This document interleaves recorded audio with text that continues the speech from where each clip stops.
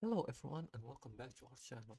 In today's tutorial, I'll show you how to create a dashboard in Zoho CRM. Dashboards give you a visual overview of key metrics, helping you progress. So let's begin by following these steps together. Now the first step is to navigate to the dashboards. Before you do that, you have to log into your Zoho CRM account. And to do so, just open a new tab in your browser and look for Zoho CRM website. Now after the website appears, you have to enter your account credentials. Once you enter them, log in, click on login, or use your Google account to log in. Now once you're in your account dashboard, click on dashboards model in the left hand menu right here. Find it right here, or you can find it here. If you don't find this, click on the three dots. Let's see dashboard. Let's create a new dashboard right here. Let's create a new model.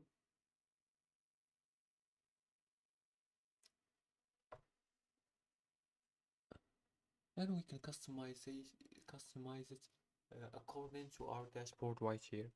Now, to create a new dashboard is creating a new model basically. So click on create a new model and name it based on its purpose. For example, sales metrics. You can name it here. Sales metric.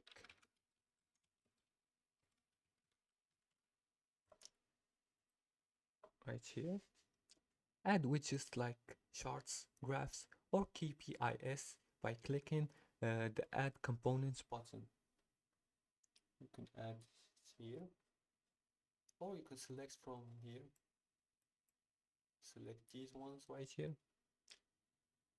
And once you finish modifying and creating your model or dashboard, click on the Save button in the top right corner here to keep your modification. Once you check all the informations you entered and the layouts, etc. And that's it. You've created a custom dashboard in Zoho CRM. If you like this video and found it helpful, please like and subscribe, and feel free to leave comments below the video if you have further more questions about this topic. Thanks for watching, and see you again in the next tutorial.